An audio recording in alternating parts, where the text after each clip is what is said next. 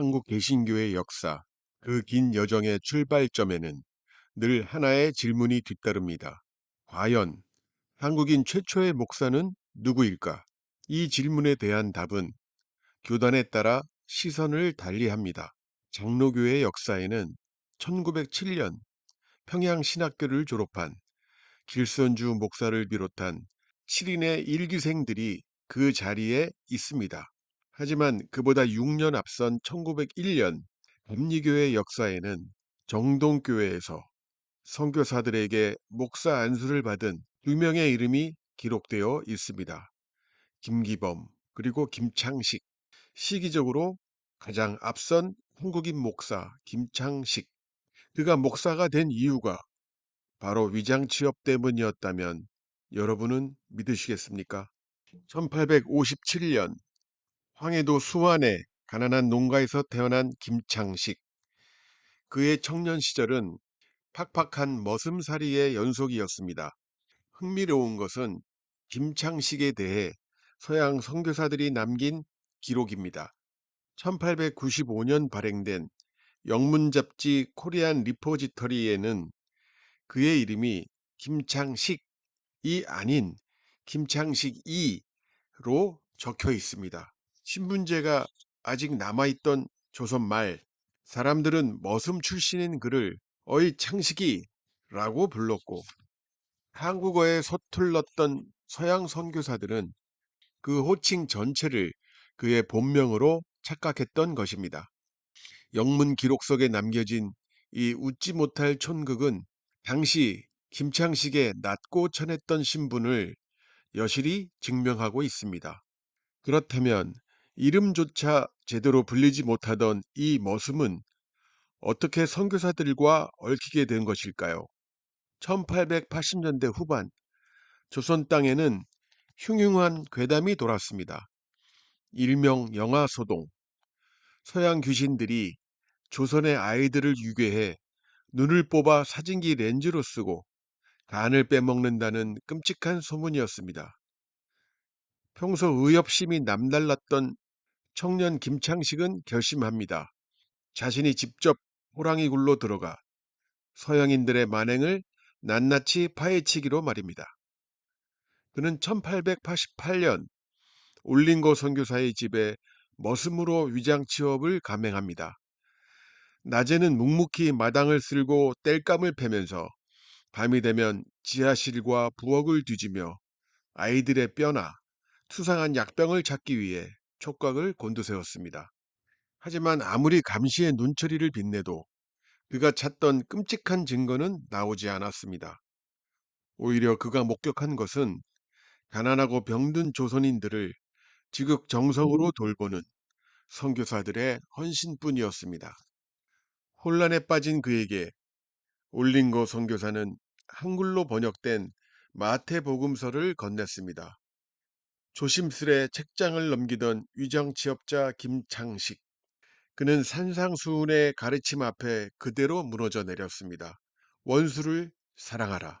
그가 평생 겪어온 양반들의 횡포와 억압의 세상에서는 결코 들어보지 못한 진리였습니다.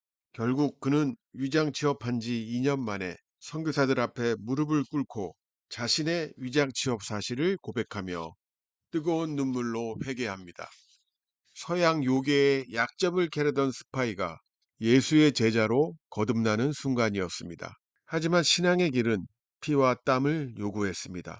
성경을 팔며 복음을 전하는 권소인으로 활동하던 김창식은 제임스 홀 선교사를 따라 평양으로 가게 됩니다. 마침 1894년 기독교 역사상 가장 끔찍했던 탄압 중 하나인 평양 기독교인 핍박 사건이 발생합니다.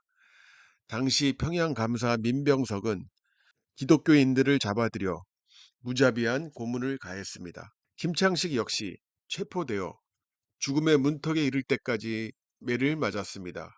평양감사는 예수를 저주하면 살려주겠다고 회유했습니다. 하지만 피투성이가 된 머슴 출신의 김창식은 단호히 고개를 저었습니다. 나는 하나님을 배반할 수 없소.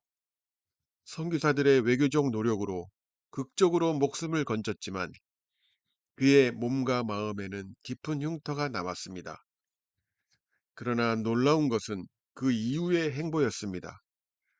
끔찍한 고통을 안겨준 평양.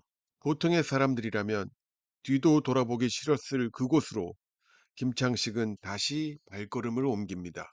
그리고 자신을 핍박했던 그 땅을 기독교의 중심지로 뒤바꿔 놓은 위대한 영적 토대를 닦습니다. 평양 박해 사건 당시 죽음의 문턱에서 살아 돌아온 김창식은 보란 듯이 평양 남산현에 터를 잡고 교회를 세웠습니다. 자신을 고문했던 평양 관가와 가까운 곳에 교회를 세운 것은 복음은 죽지 않는다는 강력한 선포였습니다. 제임스 월 선교사와 함께 시작한 이 남산원 교회는 훗날 평양 지역 감리교 선교의 거점이 되었으며 수많은 민족 지도자를 배출했습니다. 평양을 훗날 동양의 예루살렘으로 불리게 만든 것, 그것은 십자가의 사랑으로 그가 세상에 보여준 가장 눈부신 복수였습니다. 1901년 목사 안수식이 열린 미 감리회 한국 선교연회 날 강대상 위에는 푸른 눈의 무호 감독과 선교사들이 서 있었고 그 앞에는 상투를 틀고 흰 두루마기를 입은 조선인 신자들이 가득 앉아 있었습니다. 무호 감독이 김창식과 김기범의 머리 위에 손을 얹는 안수례가 행해졌을 때 장례는 숨소리조차 들리지 않을 만큼 엄숙했다고 전해집니다. 당시 발행된 기독교 잡지 신학월보에 의하면 외국인의 종교로만 여겨졌던 기독교가 드디어 조선인 지도자를 갖게 된 역사적 순간이었다고 합니다.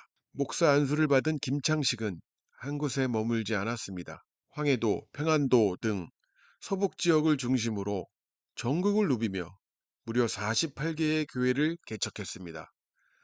험난한 산세를 넘어 그가 평생 걸어다닌 거리만 수만 킬로미터, 사람들은 가는 곳마다 복음의 씨앗을 뿌리는 그를 보며 신약 성서의 위대한 사도, 한국의 바울이라고 불렀습니다. 기록에 따르면 그는 평생 약 12만 5천 리, 5만 킬로를 걸었다고 합니다. 이는 지구 한 바퀴를 넘게 돈 거리입니다. 그가 1년 동안 가르치운 집신만 해도 수십 켤레였다고 전해집니다. 선교사들은 흙먼지 투성이가 되어 돌아온 그의 발과 다 해진 집신을 보며 성자의 발이라며 경의를 표했습니다. 1929년 평생을 길 위해서 헌신했던 김창식 목사는 72세의 나이로 영면에 듭니다. 김창식 목사가 세상을 떠났을 때 그의 유품 중에는 화려한 것이 아무것도 없었습니다. 그가 남긴 것은 오직 낡은 성경책 한 권과 그가 누볐던 조선 땅의 지도뿐이었습니다. 서양 요괴를 잡겠다며 선교사의 집에 잠입했던 위정 취업자 머슴 창식이는 그렇게 한국 기독교 역사의 가장 위대한 주춧돌이 되었습니다. 가장 낮은 자를 들어 가장 위대하게 사용하신 하나님 역사의 증인, 이것이 우리가 김창식이라는 이름을 결코 잊지 말아야 할 이유입니다. 오늘은 코르반TV 14화 한국 최초의 목사는 위장취업자였다에 대해서 알아보았습니다. 이 내용이 마음에 드셨다면 구독과 좋아요를 부탁드립니다. 코르반TV는 매일매일 여러분이 평안하시길 기도합니다. 감사합니다.